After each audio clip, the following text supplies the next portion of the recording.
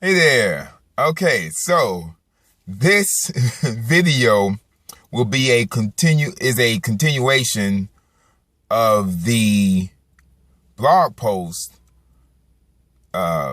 which addresses that's titled having sex versus making love. Okay, so if you haven't read the blog post, I suggest you go read the blog post so that you can continue with this video. But either way, whether you read it or not, you will still be able to understand the point that I'm making. So let's talk about it, because many people feel sex ties into love, and they have reason to think so because emotion is tied into sex. One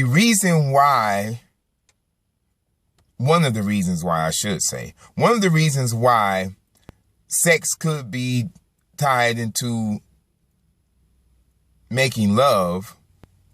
And let me start over, because I did explain in the blog what I mean by making love, but let me just speak on it just a little bit in the video. What I mean by making love, or my interpretation of making love, is when two people come together, when two people come together and they connect physically in an intimate manner in order to create a bond that is strengthened by in order to create an emotional bond which is strengthened by or made stronger by the physical bond or the physical connection. So, in other words, to summarize that, they are performing a physical act with the intentions of strengthening their mental, emotional connection. The act of that is what I consider to be making love, where you are establishing a union with someone by means of having sex with them. Okay, so that's my interpretation of making love.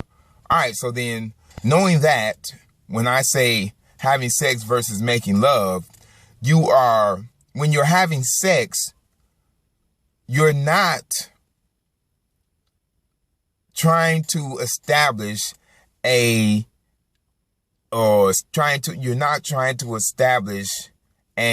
emotional or or mental connection with your sex partner or your lover. You are engaging in a physical act for the sake of pleasure.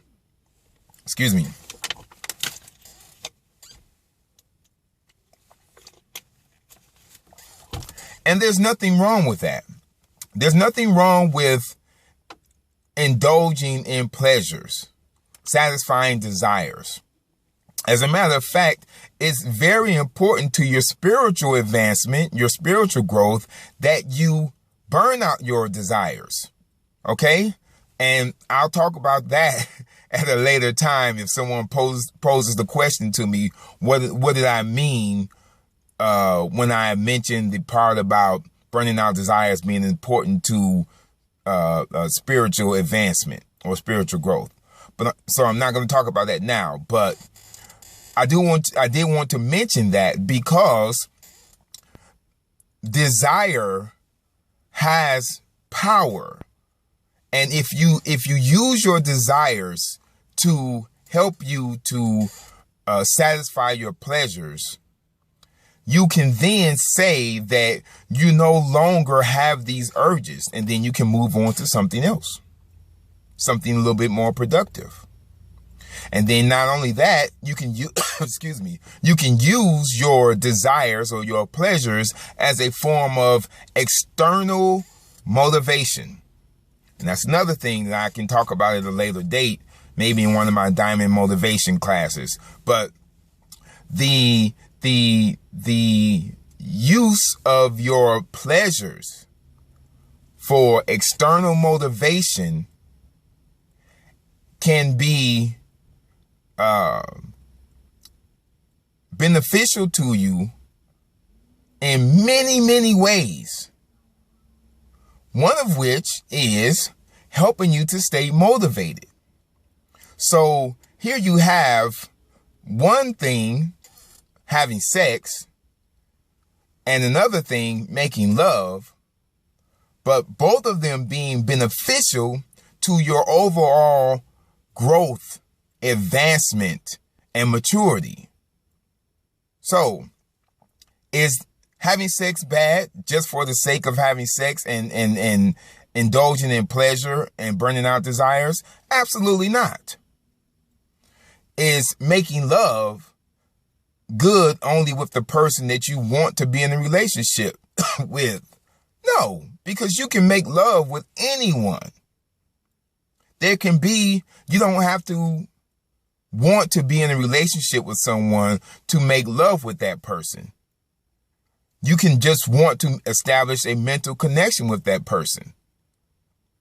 Hopefully, it's a mutual feeling, and then you will gain more from that mental connection. But either of those, having sex or making love, can be beneficial to you. It just depends on your reasons for doing either of the two. So, this was a discussion on having sex versus making love. Is one better than the other? Is one good and the other bad? My point, my message is neither of them are bad, neither of them are good. It all depends on your reasons for using either of the two.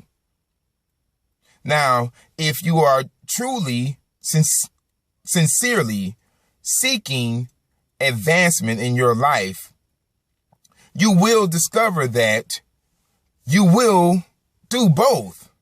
If it is a family you are trying to build, you will end up doing, at some point, you will end up doing both, having sex and making love. Because in order to build a family, you are going to have to be intimate with someone so that the children can be brought into existence. You could be used as the portal to bring the child. So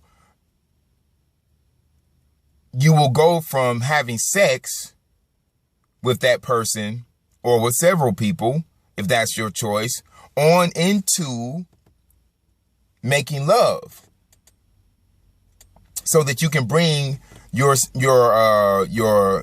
future into existence, the physical part of your future into existence, which would be your children. Okay, so having sex versus making love, both of them have their benefits, both of them have their drawbacks.